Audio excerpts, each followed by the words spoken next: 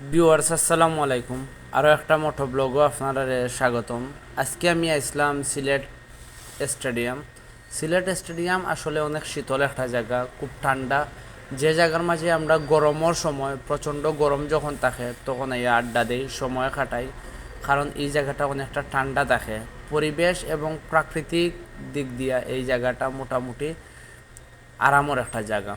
তো ভাবলাম যে আজকে শুধু গরমের দিনও আড্ডা দিলে তো হইতো না, শীতের দিনেও একটু ইয়ে পরিবেশটা দেখি। আর আমি যেই সময় এই ভিডিওটা রেকর্ড করছি তখন 31 নাইট আছিল, আর এখন আমি আপলোড দিলাম জানুয়ারি মাসের মোটামুটি শেষের দিকে। তো সমস্যা নাই, আপনারা রাতের ভিউটা দেখুকা। এই রোডের রাতের ভিউটা আসলেও অনেক সুন্দর একটা ভিউ, কিন্তু খুব সাবধানে গাড়ি চালানো লাগে, কারণ এই রোডের মাঝে এত স্পিডে গাড়ি চালায়, সবেও মোটামুটি একটা স্পিডে গাড়ি চালানোর চেষ্টা করে। কারণ হচ্ছে এই রোডটা ফাঁকা থাকে কিছুটা, এবং হুট করে গাড়ি যে কোনো দিক থেকে আই হয়, আর তখন কিন্তু অ্যাক্সিডেন্টের একটা সম্ভাবনা থাকে। অনেক মানুষ এই রাস্তাত অ্যাক্সিডেন্ট করে মারাও গেছে। এয়ারপোর্ট রোডটা একটা কারণে বেশি ভালো লাগে, দুই সাইডে চার বাগান আর মাঝখান দিয়া রাস্তা গেছে। আমি অবশ্যই এয়ারপোর্ট রোডটাকে এই মুহূর্তে সিলেট শহরও ঢুকলাম, চৌকি দিকে আছি এই মুহূর্তে। আমি আপনারা যে বাজার দেখরা, এই বাজারটা মূলত চৌকি দিঘি বাজার আমি যতটুকু জানি। এরপরে হইলো আম্বরখানা, এরপরে হইলো চৌয়াট্টা জিন্দা বাজার, বিভিন্ন পয়েন্ট আছে। আপনার কাছে কোন পয়েন্টটা সিলেটর বেশি ভালো লাগে এবং পছন্দর কোন পয়েন্টটা কমেন্ট করতে পারেন, যদি আপনি সিলেট আইয়া থাকেন অথবা সিলেট শহরের বিভিন্ন পয়েন্ট সম্পর্কে ধারণা থাকে। তো ভিডিও বানানোর কোনো প্ল্যান লইয়া আসলে বাইর হইছি না, বাইর হইছিলাম অন্য কাজে। ভাবলাম ভিডিও একটা মেক করি। সিলেটের রাস্তাগুলো আসলে অন্যরকম ভালো লাগা কাজ করে, অনেক সুন্দর, নেট অ্যান্ড ক্লিন।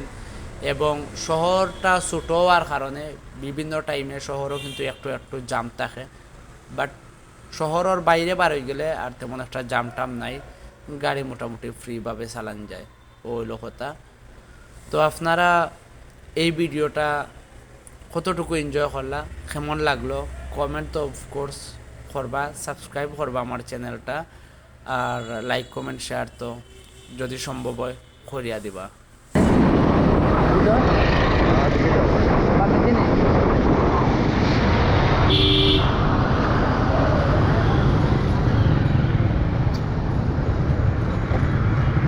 বামে দিয়ে ঢুকে গেলাম, কারণ এই যে কুয়াশা রাস্তার মাঝে, এই কুয়াশার মাঝে আমরা সম্ভব জানি রাস্তার মধ্যে যাওয়া।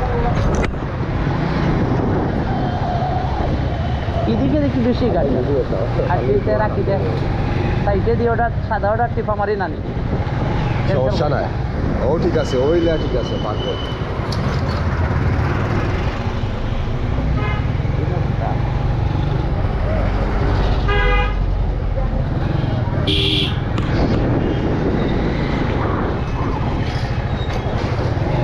এলাকার রাস্তা মুখে আইসি তো ভিউয়ার্স, এর লাগে বানে একটু বেশি রাখবো, বুঝছেন নি?